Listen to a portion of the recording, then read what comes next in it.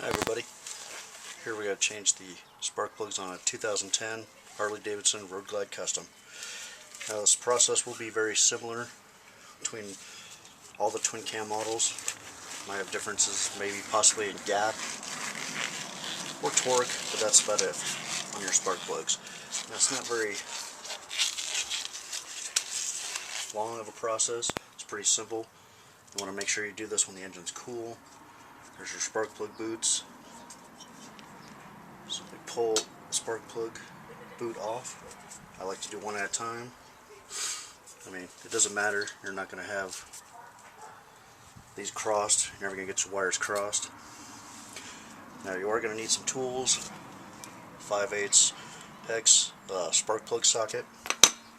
I suggest a torque wrench. The torque for at least this particular model is between 12 to 18 foot-pounds, so I use 15 foot-pounds exactly.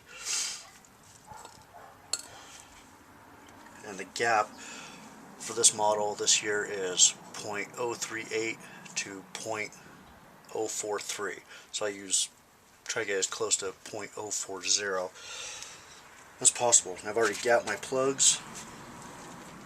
A good tool to have is a spark plug gapper. I mean, they're pretty cheap. You can buy them anywhere you go. I also use some of the silver anti-seize. Now they don't want you to use copper from Harley. They want you to use the silver one.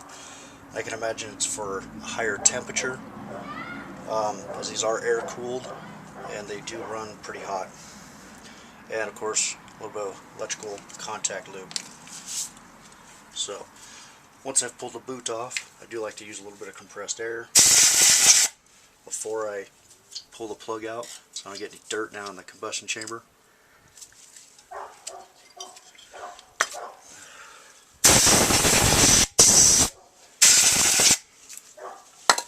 Then you take your 5/8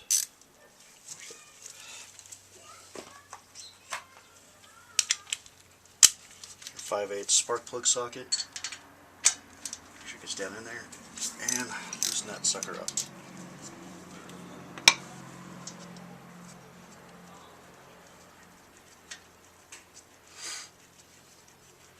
Now this one, according to my manual, it says these should be done every 20,000 miles. If you want to, you can do them sooner. And then you want to check your spark plug. As you can see from that, that's not a bad color, a little brownish, a little gray. Means it's been burning the way it should be. So we take that one, set it aside. Take our new spark plug, a little bit of anti-seize.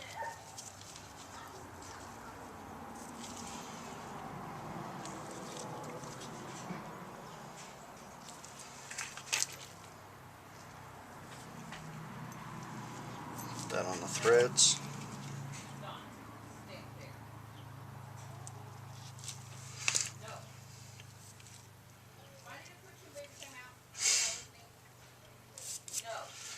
And then make sure you put these in, start them by hand. That way you don't cross thread them.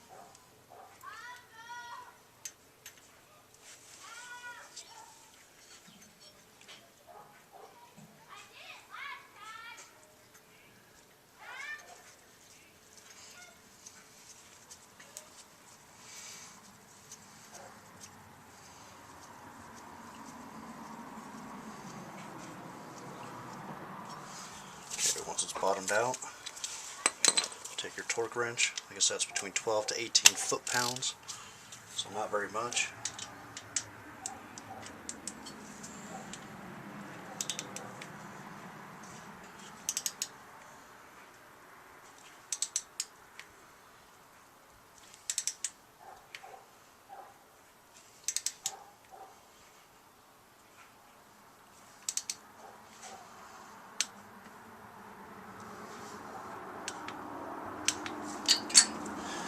I usually get to 3 clicks, then I'm good. Go 1 click, sometimes it will go a little bit more, but usually it goes click, click, and then you're should be good. And that's all it takes.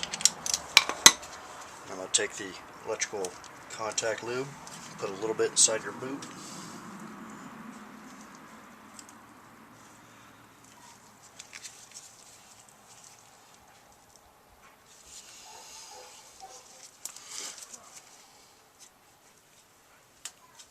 and let it click on.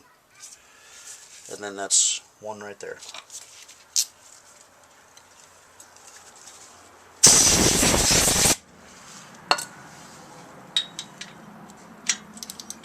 Do the next one.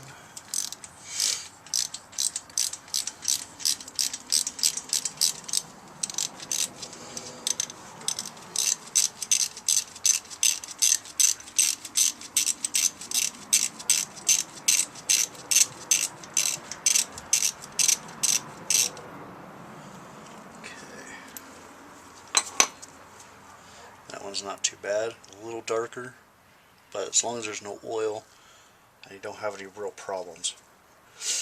I mean, there's certain colors, if it's too lightly gray, that's bad. If it's covered in oil, that means your piston rings are going bad, probably need to rebuild the motor. That means oil's getting by and it's coating the spark plug.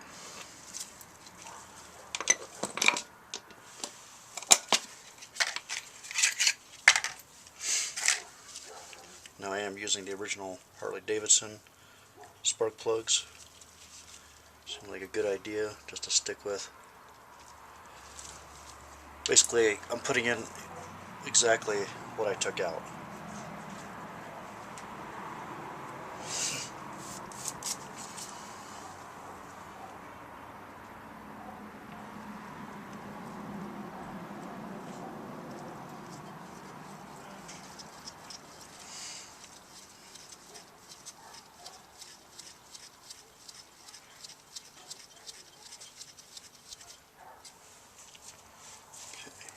Torque wrench.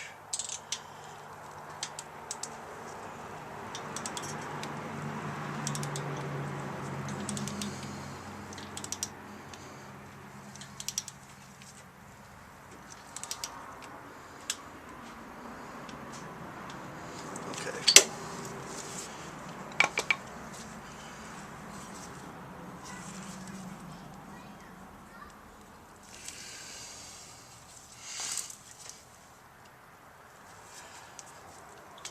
Click, and you're done.